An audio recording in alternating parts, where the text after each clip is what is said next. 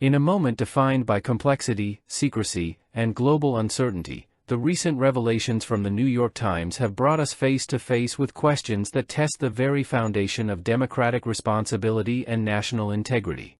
We now know that beginning in the spring of 2024, the Biden administration quietly allowed Ukraine to use U.S.-provided intelligence and long-range missiles to strike targets inside Russia, crossing a red line previously avoided to prevent direct confrontation with a nuclear-armed state. This program, known internally as the Ops Box, began as a response to Russian forces amassing near Kharkiv. Ukraine's second-largest city stood on the brink of devastation, and in the name of defense, the United States relaxed its rules of engagement. The result, Russian forces were caught off guard, leading to one of the highest casualty counts in the entire war. But this shift did not come with public debate. It came with silence. You may know that the United States has been sending enormous amounts of weapons to Ukraine. What you may not know is how deeply involved the United States has been. To understand the depth of our involvement, let's go back to late spring of 2024. The Americans detected that the Russians were sending a large number of forces toward Ukraine's northern border, above the second largest city of Ukraine, Kharkiv. As they brought those forces towards that border, they started to bombard Kharkiv.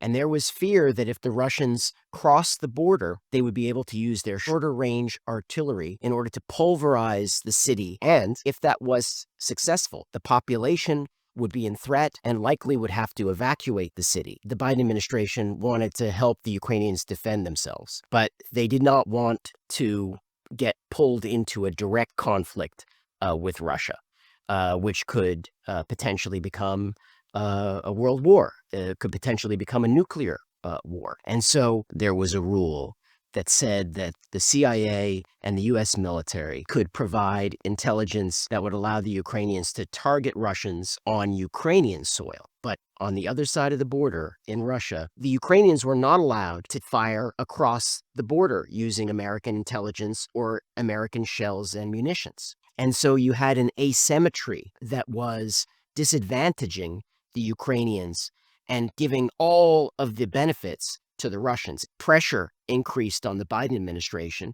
to do something about it.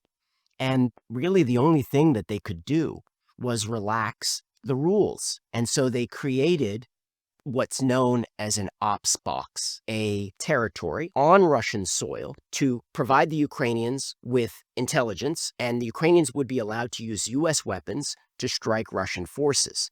The Russians were not expecting the Americans to give the Ukrainians this authority. They were literally sitting in open fields, completely unprepared when the rockets came in, and the number of casualties that they suffered during these exchanges was among the highest of the entire war.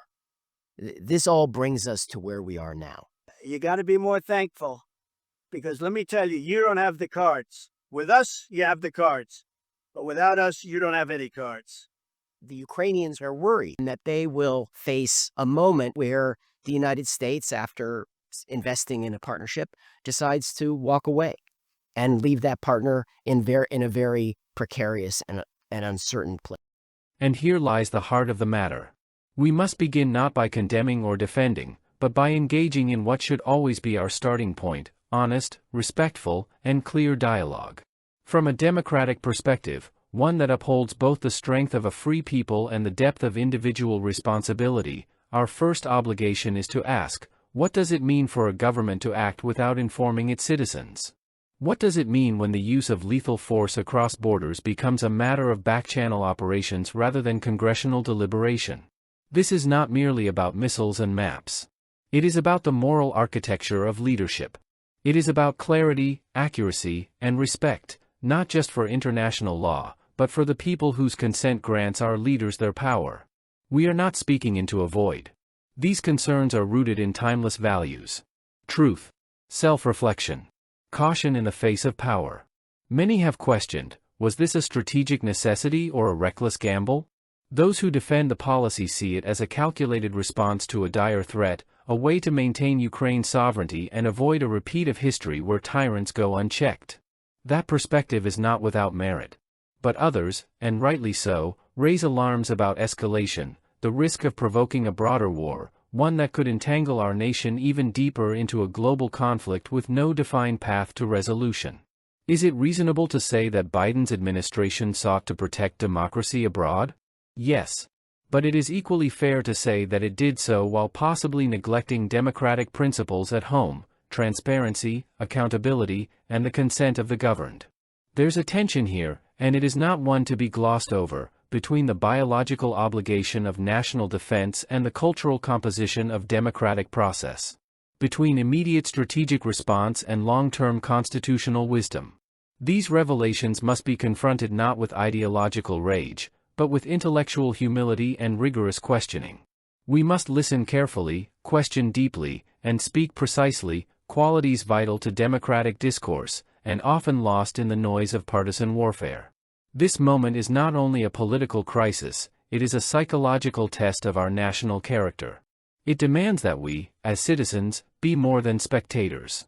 That we become analysts, questioners, and participants in shaping the story that will be told of this era. Let us engage not to win arguments, but to understand the hidden logic of our national decisions. Let us criticize not to destroy, but to refine, to seek what is good, what is just, and what is true. That is how democracies grow stronger, not weaker. Through confrontation tempered by empathy, and passion disciplined by principle. As history unfolds in front of us, the lesson is clear: power must always be questioned, and policies must always be accountable to the people they claim to protect. This isn't just about Ukraine. It's about us. About how we govern, how we consent, and how we speak truth into the tangled, intangible machinery of modern power. May we rise to the intellectual challenge, not out of nervousness, but out of insight. Let the debate begin, not with shouting, but with clarity, conviction, and above all, courage.